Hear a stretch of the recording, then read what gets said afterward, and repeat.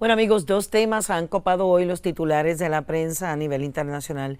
Por un lado, el arresto del cofundador de Wikileaks, Julian Assange, y por el otro, la detención del presidente de Sudán a manos de su ejército, que ahora asume el poder de un país. Para un análisis sobre las implicaciones y trascendencias de estos temas, nos acompaña como todos los martes y jueves el profesor José Rivera, experto en política internacional. Profesor, buenas tardes. Buenas tardes, Gloria, y buenas tardes a la teleaudiencia. Bueno, increíble esta situación de Julian Assange. Yo no sé, pero yo tenía entendido de que supuestamente se le había pagado a Ecuador o se le había condonado algún tipo de deuda o algo a cambio de que Assange saliera de la embajada. Claro que sí. A menos que la República de Ecuador no lo confirme, no tenemos certeza de verificar si en efecto se pagó algún dinero o si se condonó una deuda a cambio de que Julian Assange fuera sacado de la embajada. Pero ciertamente esta es la conclusión, el día de hoy fue la conclusión definitivamente de un momento de enorme irritación alrededor de la presencia de Assange por 7 años en la embajada de Ecuador. Habían señalamientos de que se estaba portando muy mal, su conducta era muy mala dentro de la embajada, que ciertamente había mucha irritación entre él y los empleados de la embajada, entre él y el personal de seguridad de la embajada, y ciertamente el hecho, por eso que se le quitó el internet, de que estaba entonces haciendo activismo desde la embajada de Ecuador, incomodando a la nueva administración de Lenín Moreno, que entonces terminó concordando con la policía de Londres y las autoridades británicas su salida. Bueno, ahora dicen que se podría enfrentar a 5 años de cárcel en Estados Unidos. Sí, ciertamente, por el delito de conspiración. Tenemos que recordar que quien cometió la falta enorme en este caso fue Chelsea Manning, o bueno, anteriormente Bradley Manning, que fue el whistleblower, la persona que escandalizada con la conducta de guerra de los Estados Unidos, decidió entregarle 4 bases de datos y cientos de miles de documentos sobre esta conducta a Wikileaks y obviamente directamente a Julian Assange. En ese sentido, el crimen de conspiración conlleva una pena menor, pero ciertamente esa garantía tiene que venir por escrito en una negociación entre el gobierno británico y el gobierno de los Estados Unidos, porque también se debería garantizar en ese sentido que no vaya a sobrellevar un proceso que termine condenándolo a la pena de muerte. Vamos entonces, a la pena de muerte, estamos hablando de palabras mayores. Claro que sí, porque podría ser incluso el equivalente de alta traición. Bueno, estilo Rosenberg. Bueno, le pregunto, profesor, referente a lo que está ocurriendo en el Sudán.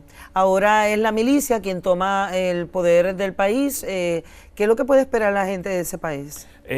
Un periodo de mucha turbulencia y de mucha incertidumbre en los próximos 2 años. Tenemos que recordar ante todo que los golpes militares traen mucha inestabilidad. ¿Por qué? Porque las Fuerzas Armadas y el Ejército en particular tienen un rol particular, un rol específico, que es ¿cuál?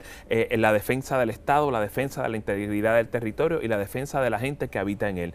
En ese sentido, los ejércitos no son líderes políticos, no son policías, porque incluso los cuerpos de policía tienen un rol completamente distinto al de las Fuerzas Armadas. Si se convierten en administradores, podría entonces crear un momento de mucha inestabilidad, de mucha incertidumbre, de mucha crisis, porque nuevamente los militares no son administradores. Lo que procedería en ese sentido es recrear el espacio político, que los partidos políticos empiecen a hacer activismo, empiecen a construir sus bases políticas y crear un ambiente plural en donde puedan competir en una dinámica democrática plural para entonces poder tomar las riendas del país. Además de la situación que está dentro del Sudán, el que haya ocurrido eso de que la milicia se haya apoderado y haya sacado al presidente actual, de alguna forma cambia la dinámica de algún país circundante o de algún país en que ellos se encuentren en relación. En este caso, muy específicamente Egipto. Egipto ha tenido una relación bastante cercana con el Sudán, precisamente porque son países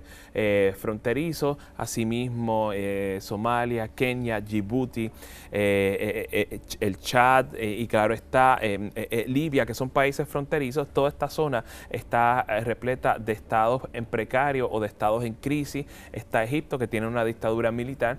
Por lo tanto, esa región es particularmente sensitiva y evidentemente un deterioro exponencial de la situación en el Sudán podría entonces transmitirse o contagiarse en el resto de la región. Así que hay que estar muy pendiente a eso. De una forma rapidita, profesor, en cuanto a lo del Brexit, ahora se le ha dado un término hasta el 31 de octubre, pero Theresa May lo que quiere es llegar a un acuerdo con los comunes, de modo de que no llegue la fecha de las elecciones del 22 de mayo de la Unión Europea. ¿Cómo usted ve la situación ahora? Claro que sí. Sin duda, la extensión presenta inconveniencias al gobierno de Su Majestad y particularmente a la primera ministra.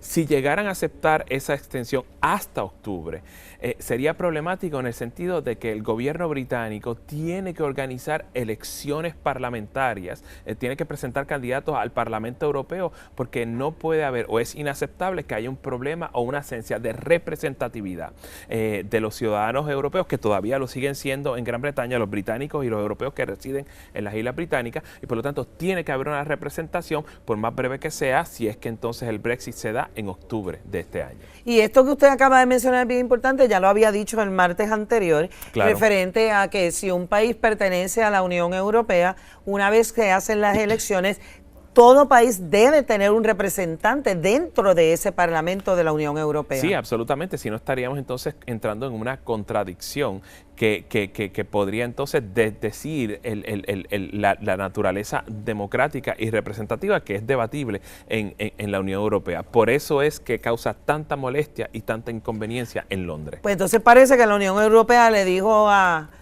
Theresa May y a Inglaterra, el que no le gusta el caldo, pues le dan 3 tazas. Quería una extensión hasta el 30 de junio, ahora te la damos hasta el 31 de octubre. Absolutamente. Gracias, profesor, claro que sí. por haber estado con nosotros. Siempre en Twitter, José Espacio Subrayado Rivera, facebook.com/profesor Rivera, en El Vocero todos los sábados, y nos vemos el martes 23. Cuando regrese de New York. Qué bueno yo coger clase de noticias internacionales con usted aquí Gracias. todos los martes y jueves, me va a graduar de eso.